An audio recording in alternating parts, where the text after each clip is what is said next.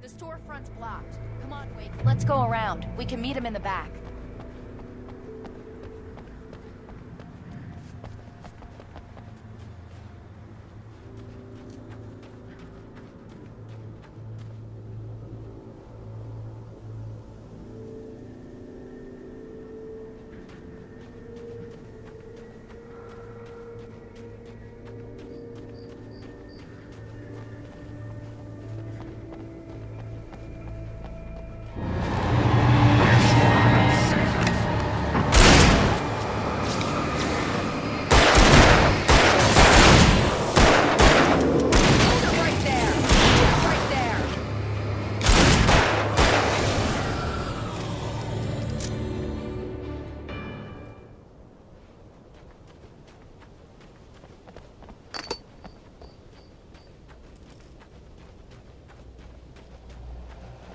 We can make it through the bookstore. Wheeler should be waiting for us in the backyard. Keep it the hell down or I'll call the sheriff. Oh, hi, Doc. I've got it. Don't worry about it. Sarah, about time somebody showed up. All this shooting in the air is idiotic.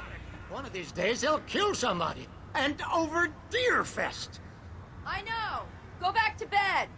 He's got a point, Wake. Look, this town can't take this. It's me they want. The sooner I get out of here, the sooner you can all get back to life as usual. I hope you're right. Come on, let me get this door open. Wait, you got the keys to the bookstore? Perks of being the sheriff. A girl needs to get around.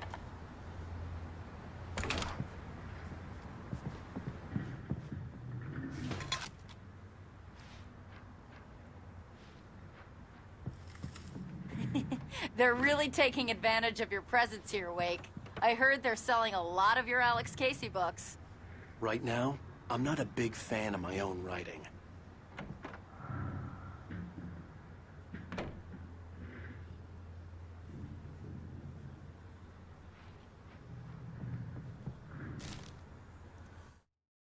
Cynthia Weaver worked hard, following her obsessive rituals, sometimes fighting them, always giving in to them in the end.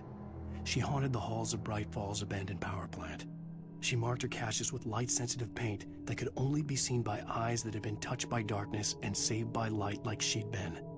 She was preparing defenses and supply lines for the war she knew would come. The war between the forces of light and darkness.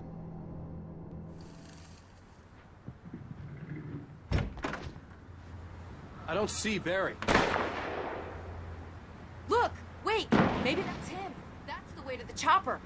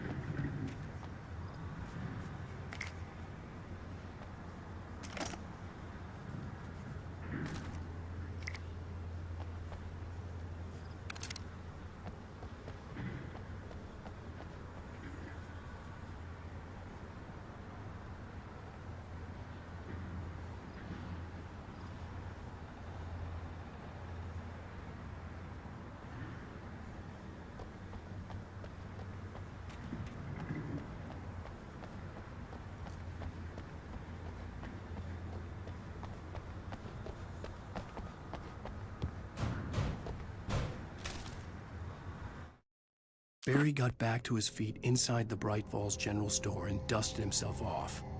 Right next to the cans of baked beans was a locked case filled with flare guns, and yet here was a conveniently placed barrel of crowbars. Barry's smile widened as he realized that this was the classic movie scene where the hero had to gear up and arm himself to the teeth. Barry threw himself into the role.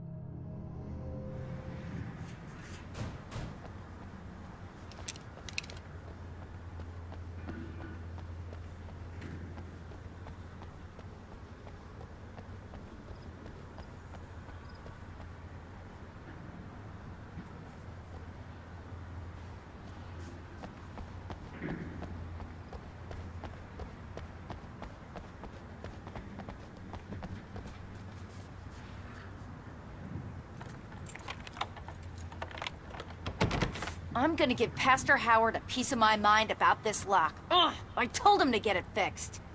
Here they come! Physical labor. Let's take a break.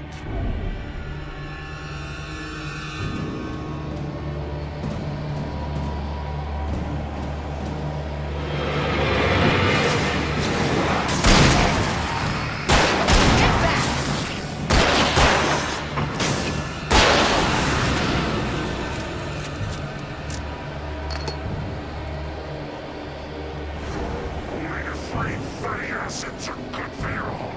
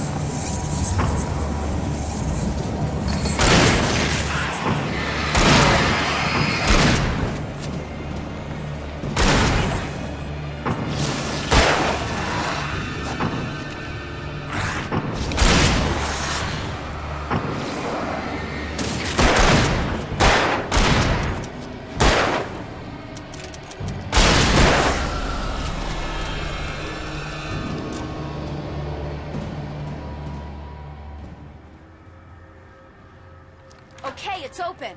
Let's go, Wake.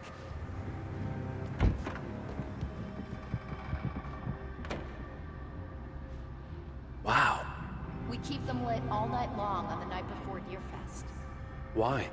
Well, it's tradition.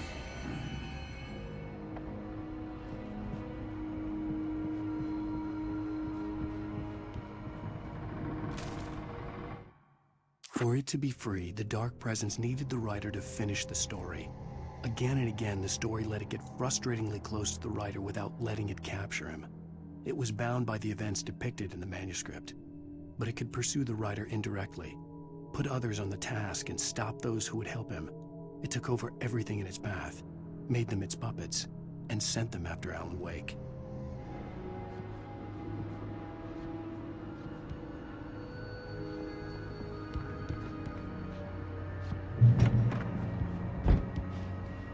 We're almost there. We'll have to go through the basement to get to the parking lot. Yeah, there's no way going through the crypt will turn out to be a bad idea.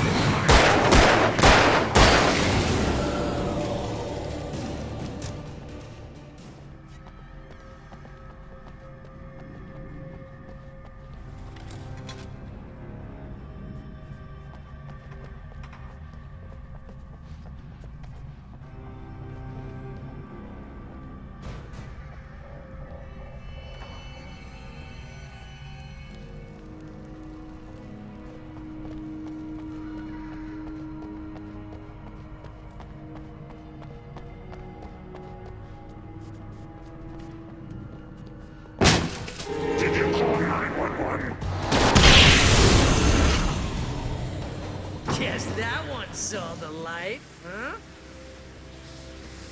You didn't like that one? Tough audience. Well, I got plenty more. What are the Christmas lights for? Protection, man! Like garlic against vampires? Vampires. The helicopter's just across the parking lot and up the hill. Come on!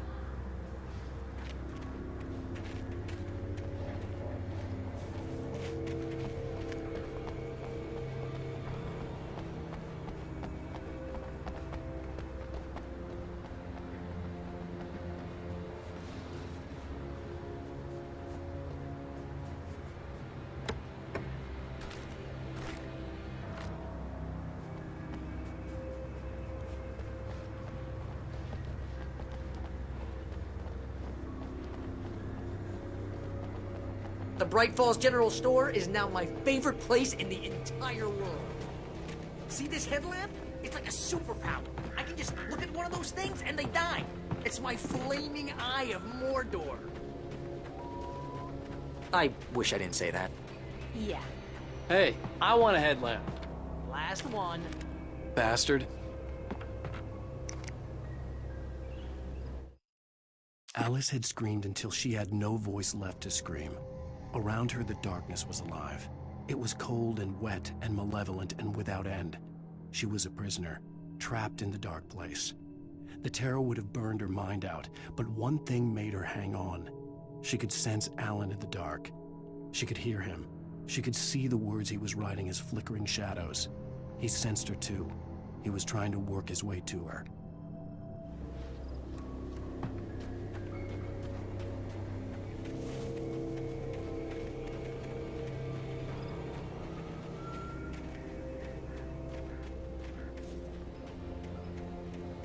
Someone throws a damn school bus at your head and you're about to take a helicopter ride with someone who may or may not have a pilot's license, you're cleared for departure to Night Springs. No offense, Sheriff.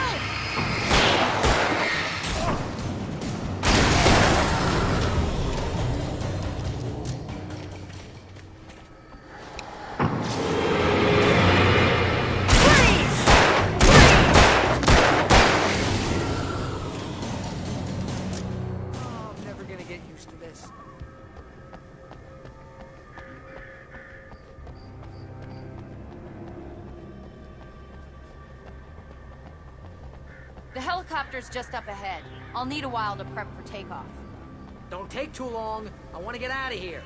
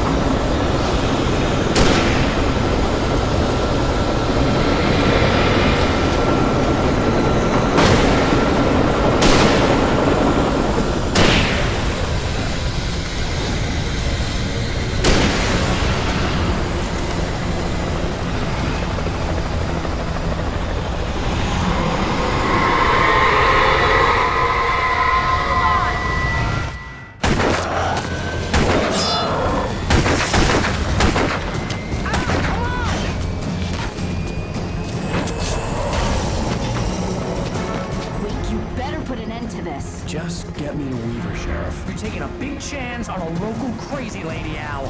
I hope you're right about her, or we can kiss this town goodbye.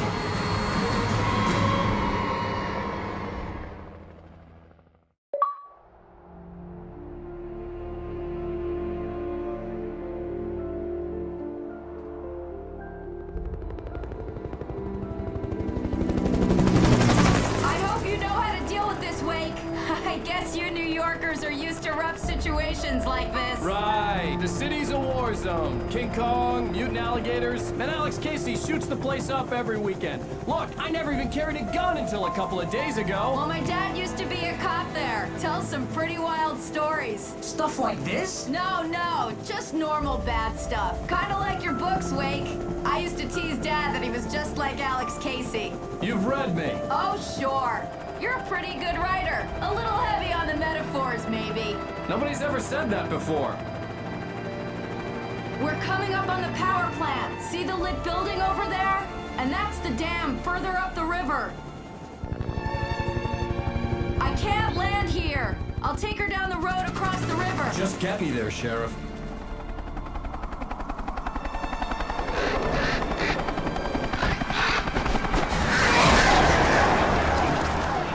Hold on!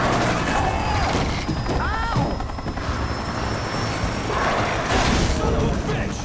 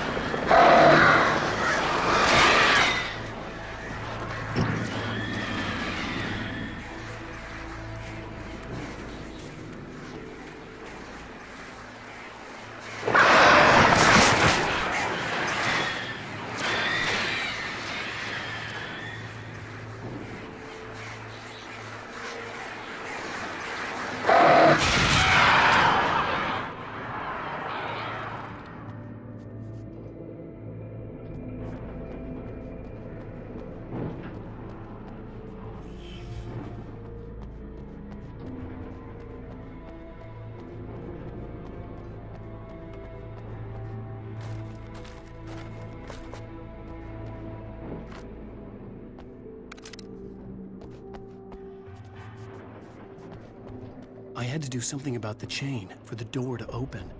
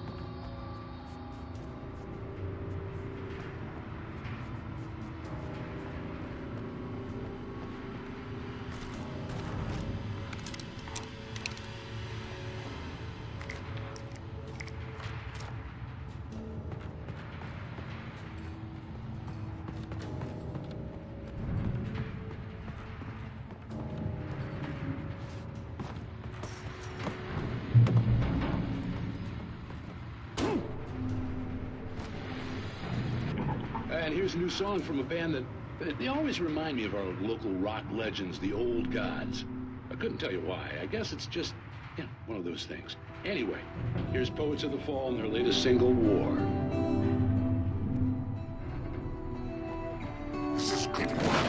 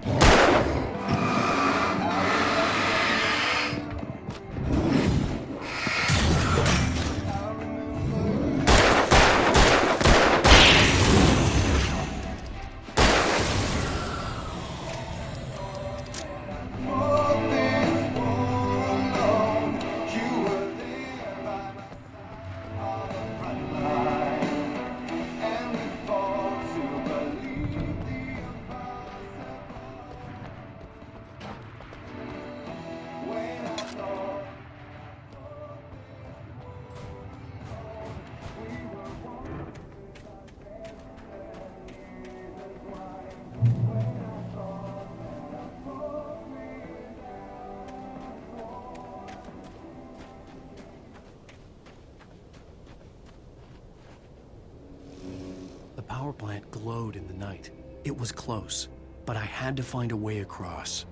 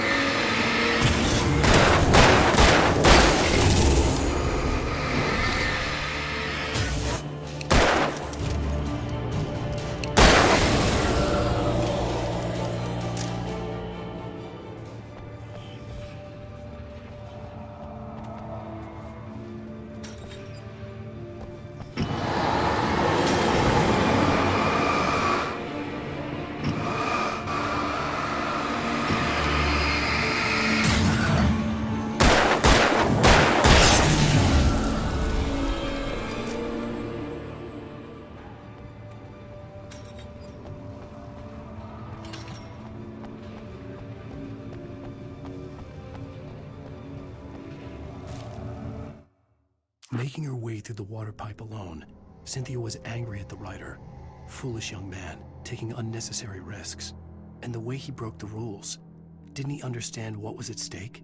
Since the terrible days in the 70s, she hadn't wavered once, as hard as it had been. She was tired of protecting the town all these long years, and now only wanted to rest.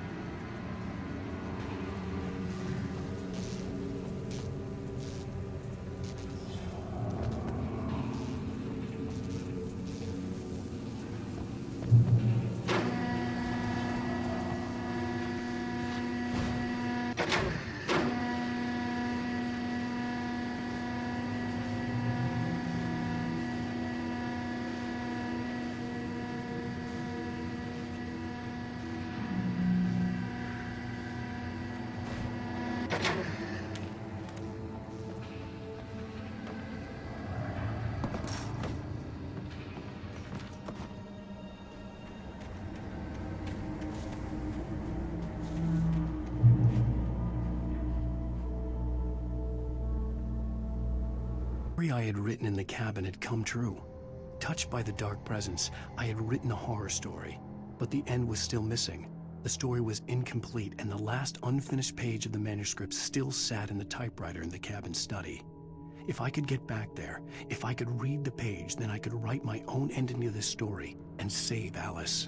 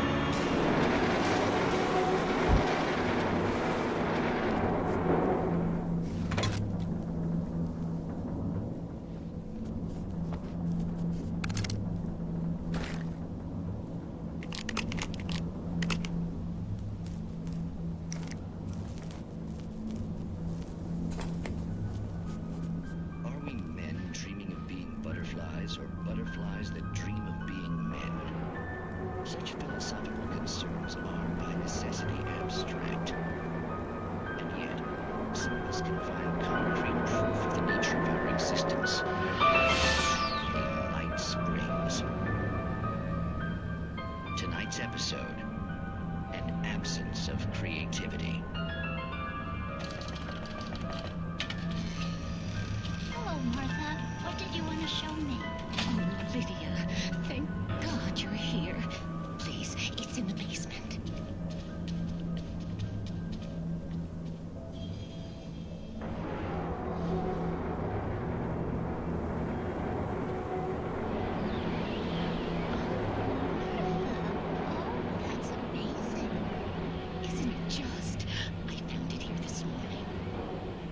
It isn't there, but I can't look straight at it.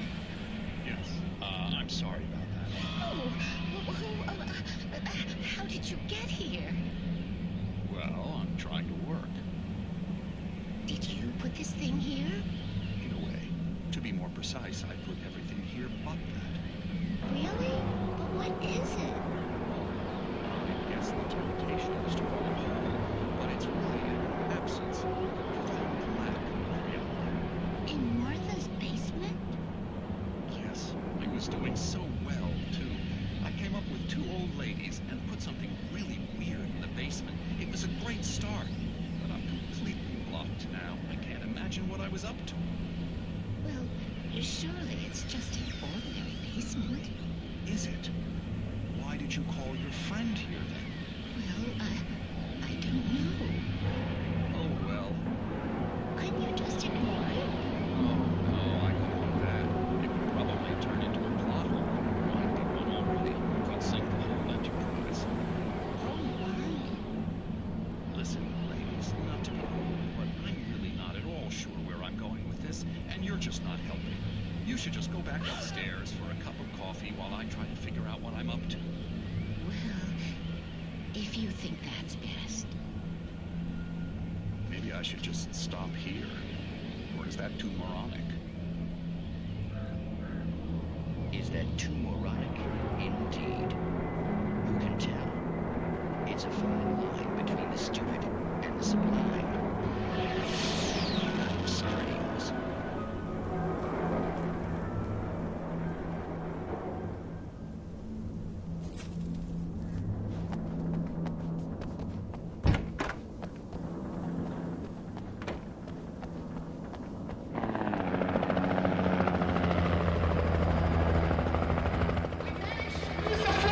You're almost at the power plant. Keep going. I'll give you support.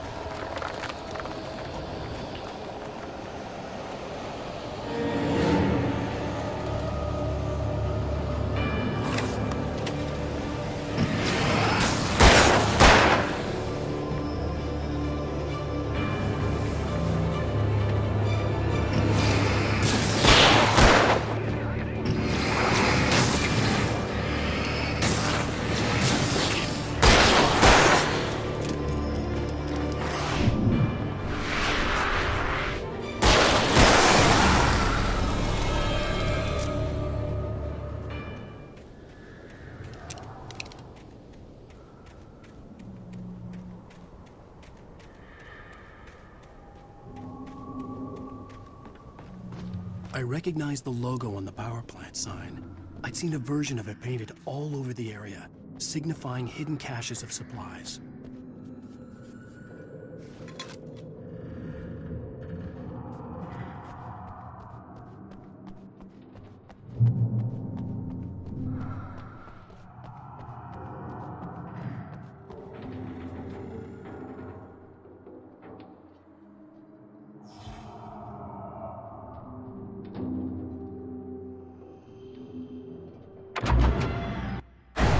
Hold it right there! Miss Weaver, Cynthia, I'm a friend. Prove it!